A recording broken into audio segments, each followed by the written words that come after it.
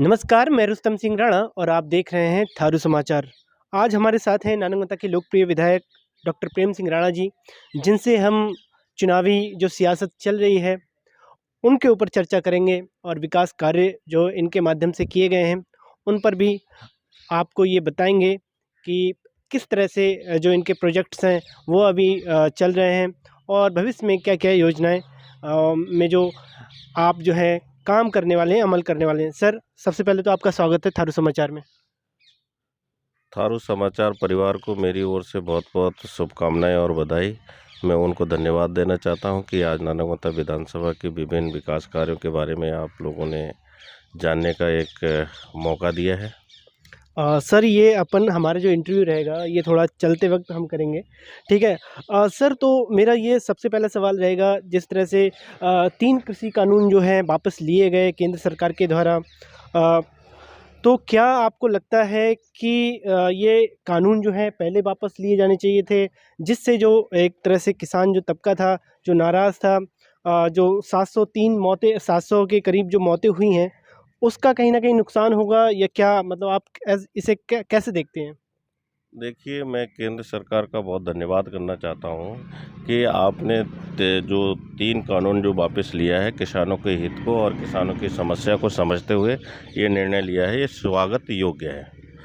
और रही बात किसानों की, तो किसानों के हित में मैं खुद ही किसान हूँ और किसानों की समस्या को हम समझते हैं। सरकार ने भी समझा है। माननीय प्रधानमंत्री मोदी जी को हम बहुत-बहुत धन्यवाद करते हैं। सर, एक और मेरा दूसरा सवाल ये है, आपके विकास के एजेंडे में जो नर्मदा डैम में जो है सी प्लेन की योजना थी, उस पर कितनी कार्रवाई हुई है? और आप एक बार जो अपना ये ड्रीम प्रोजेक्ट है आपका, एक बार उसे हमारे दर्शकों को बताइए ताकि उनको भी ये जानकारी प्राप्त हो।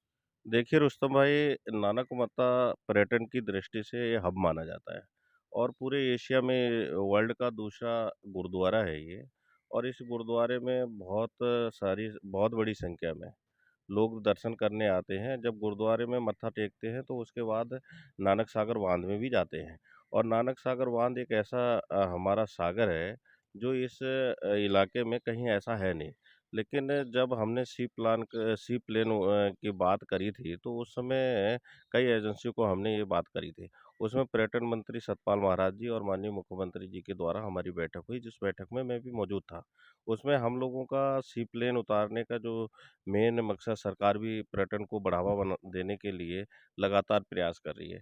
सी प्लेन उतारने के लिए एक एजेंसी हमारे पास आई है और वो एजेंसी हमारा काम कर रही है, जिसमें हमारा सी प्लेन नानक सागर बांध, टिहरी जलाशय और बौर जलाशय और ये आपका हरिपुरा जलाशय में ये हमारा सी प्लेन उतरेगा।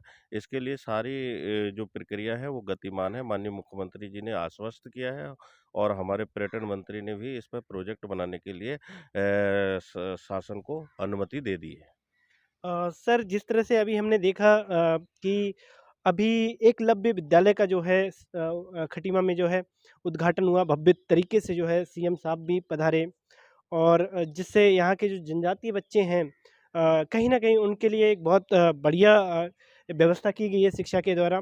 तो हम जानना चाहते हैं कि उसमें आपकी कितनी भूमिका रही? उसमें आपका क्या रोल रहा? देखिए, एकलव्य विद्यालय, माननीय मुख्यमंत्री जी जब विधायक थे और मैं भी विधायक था, तो हम दोनों का वो लगातार प्रयास रहा। और जब विधायक रहते हम दोनों का प्रयास रहा और दोनों के प्रयास से ये जो एकलव्य विद्यालय का आज शुभारंभ हुआ है, एकलव्य विद्यालय जो 14 करोड़ की लागत से बना है, वो मेरी विधानसभा नानकमता में है और माननीय मुख्यमंत्री जी ने बड़ा प्रयास भी किया था। उत्तराखंड सरकार से और केंद्र सरकार से मिलकर ये बड़ा मतलब बहुत बड़ा अचीवमेंट हमें मिला है और मैं समझता हूँ कि जनजातीय समाज के लिए बहुत बड़ी ये उपलब्धि है। और ये मेरी विधानसभा में होने के नाते जो हमारा एकलव्य का जिस दिन लोकार्पण हुआ था, उस कार्यक्रम में हमने हज़ारों की संख्या में, मेरे ख्याल में 12 से 14 हज़ार लोग, हमने वहाँ लोगों को जागरूक करने का काम किया था। माननीय मुख्यमंत्री जी किसी कारण से व्यस्त थे, व्यस्ततम समय के बाद वो लास्ट टाइम पे भी आए थे, तब भी भीड़ थी। लेकिन हमने एक प्रण कर रखा था कि देखिए हमने कार्यक्रम किया है, तो लोगों को एक अच्छा मैसेज जाना चाहिए। शिक्षा के क्षेत्र में चाहे वो हमारा एकलव्य विद्यालय है, चाहे केंद्रीय विद्यालय है या जो पॉलिटेक्निक कॉलेज है, ये सब नानकमता विधानसभा में बने हैं। और नानकमता विधानसभा में अभी 2 विद्यालय हमने उच्चीकरण भी कराए हैं। राजकीय उच्चतर माध्यमिक विद्यालय ऐस्ता का उच्चीकरण इंटरमीडिएट में, राजकीय उच्चतर माध्यमिक विद्यालय गोविंदपुर का उच्चीकरण हमने इंटरमीडिएट में कराया है। और मैं आपको स्पष्ट कह रहा हूँ कि यहाँ हमने डिग्री कॉलेज अभी खोला है और बहुत बड़ी संख्या में 350 के आसपास मुझे लगता है कि एडमिशन हुए हैं। और हमारे पास संसाधन के अभाव के बाद भी हमने यहाँ पर टीन शेड और उससे क्लास चलाने के लिए हमने व्यवस्था कर रहे हैं। बिल्कुल सर, ये मेरा इसी से जुड़ा हुआ सवाल था। जिस तरह से आपने महाविद्यालय की बात की है यहाँ पर, एक तरह से जो यहाँ संसाधनों के अभाव के बावजूद भी आपने महाविद्यालय की शुरुआत की, तो ये कब तक जो बच्चों की क्लासेस हैं यहाँ पर जो है, या विद्यालय उनके लिए जो बिल्डिंग है, वो कब तक कंप्लीट हो जाएगी, ताकि बच्चे जो है अपनी जो है शिक्षा को अच्छी तरह से ग्रहण कर सकें? देखिए, हमारी सरकार बहुत जल्दी बिल्डिंग भवन के लिए पैसा दे रही है। डीपीआर हमने तैयार कर ली है, ज़मीन के जो ट्रांसफ़र होना है, उसके लिए हमारी प्रक्रिया गतिमान है। बहुत जल्दी हमारे को ज़मीन मिल जाएगी और बहुत बड़े परिसर में एक अच्छा महाविद्यालय बनेगा, ऐसा हमें विश्वास है।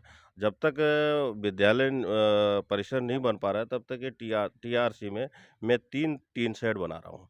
3 टीन शेड में क्लासें चलेंगी, एक हमारा बड़ा हॉल है उसमें क्लासें चलेंगी, 2 रूम हमने ऑफ़िशियल वर्क के लिए दे दिया है और संसाधन हमारे पास पर्याप्त हो जाएँगे और इसका जो बजट है उसका पूरा मतलब डीपीआर तैयार हो गई है। सर, ये जिस तरह से अभी सियासत जो चल रही है, चुनावी मौसम जो चल रहा है, एक तरह से भाजपा के जो समर्थक हैं या भाजपा के जो कार्यकर्ता हैं, वो खुलकर नहीं आ रहे हैं, क्योंकि टिकट जो है एक तरह से फाइनल नहीं हुआ है।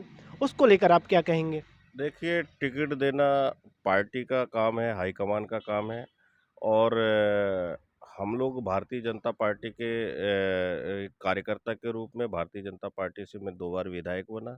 जब मैंने यहाँ सदस्यता ली थी तो मुझे उम्मीद नहीं थी कि मुझे टिकट मिलेगा। भारतीय जनता पार्टी हमारे हाईकमान ने सर्वे कराया और सर्वे कराने पे टिकट दिया है। आज भी इस विधानसभा क्या 70 विधानसभाओं के सर्वे हो रहे हैं। सर्वे में जो पात्र जो जिसका रिज़ल्ट अच्छा आएगा, जिसके प्रति लोग बोलेंगे वो उसको टिकट मिलेगी।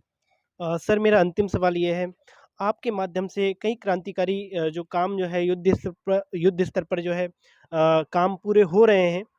तो लेकिन फिर भी एक तरह से जो है विरोध कहीं न कहीं देखने को मिल रहा है। उसको लेकर आप क्या कहेंगे? देखिए, समाज में हर तरह के लोग होते हैं और 10 साल का कार्यकाल होने के बावजूद भी बहुत सारी चीज़ें नानकमता विधानसभा जब नई बनी तो बहुत सारी चीज़ें अछूती थी। बिजली, पानी, सड़क तो बहुत बड़ी दिक्कत थी और इन दिक्कतों का समाधान करने के लिए पिछले कार्यकाल में भी मैंने कुछ किया था। लेकिन इस कार्यकाल में मैं गर्व से कह सकता हूँ कि नानकमता विधानसभा की जितनी भी रोडें थीं, चाहे वो कच्ची थी, उन कच्ची रोडों को भी पक्की कराने का काम नई रोडें निकाली हमने। पुल बनाए हमने, बिजली का जो 2 पुल मेरे बहुत मतलब ड्रीम प्रोजेक्ट ही वाले थे। एक हमारा ये बिडौरा में छमी पातशाही गुरुद्वारे के पास में वो पुल का निर्माण कार्य शुरू है। एक हमारे यहाँ पैसेनी में खकरा नाले पे वो भी पुल का निर्माण कार्य शुरू है। क्योंकि वो इसलिए कि जब बरसात बहुत होती थी तो लोग बहुत बड़ी दूरी में मतलब काफ़ी दूर से घूमकर हम आपको किसी तहसील या मुख्यालय में पहुँचना के लिए दिक्कत होती थी तो वहाँ जाते थे। तो वो दोनों पुल मैंने बनाए, बहुत बड़ी उपलब्धि है। और अभी एक ऐस्टा भी से जो चैतवा खेड़ा से आपके ज्ञानपुर गौड़ी से पीपल गोला की जो रोड है, वो भी हमने कभी बन नहीं सकती थी, वो उस रोड को भी हम रोड का निर्माण कार्य शुरू है। वन विभाग की आपत्ति लगी थी, उन्होंने भी अब सहमति जता दी है और हमारी पेपर वर्क की औपचारिकताएँ पूरी हो चुकी हैं। तो मैं कहना चाहता हूँ कि जैसे बिजली के क्षेत्र में एक ही बिजली घर हमारा सेंटर होता था नानकमता और नानकमत्ता से हमारी जो सप्लाई होती थी झनकट के एरिया में जाती थी, इधर आपके हमारे साधु नगर लास्ट बॉर्डर नलई तक जाती थी। तो पिछले कार्यकाल में हमने झनकट में बिजली बिजली घर बनाया, सेकंड कार्यकाल में हमारा लामाखेड़ा में स्वीकृत हो गया जिसमें 6 करोड़ रुपए की धनराशि स्वीकृत हुई है, वहाँ भी हमारा निर्माण कार्य शुरू होगा। और रही बात स्वास्थ्य के लिए, स्वास्थ्य जब मैं 2012 में विधायक बना तो यहाँ डॉक्टर नहीं थे, एक फार्मासिस्ट के बल पर ये हमारा हॉस्पिटल चलता था। लेकिन आज इस हॉस्पिटल में 4 से 5 डॉक्टर हैं, पूरा पर्याप्त मात्रा में स्टाफ है और ओपीडी भी बहुत सारी संख्या में हो रही है। तो मुझे लगता है कि हमने तो कोई कमी छोड़ी नहीं है, शिक्षा के क्षेत्र में भी किया है, बिजली, पानी, सड़क में बहुत सारे काम चल रहे हैं। 2-3 रोडें हमारी प्रधानमंत्री ग्रामीण सड़क की हैं, उनकी स्वीकृति आ गई है। जैसे हमारी कोदा-खेड़ा-सुनकड़ी मार्ग की स्वीकृति आ गई है, लेकिन अभी इसकी डीपीआर जाते-जाते हमारा पैसा इसलिए नहीं रिलीज़ हो पाएगा क्योंकि आचार संहिता लगने वाली है। लेकिन स्वीकृति लेटर हमारे पास है, भारत सरकार ने उसकी स्वीकृति दे दी है। तो आप सुन रहे थे डॉक्टर प्रेम सिंह राणा को, जिन्होंने अपनी साफगोई से बातें रखी हैं और कई मुद्दों पर जो है अपने स्पष्ट विचार रखे हैं। मैं रुस्तम सिंह राणा, कैमरामैन विवेक के साथ थारू समाचार।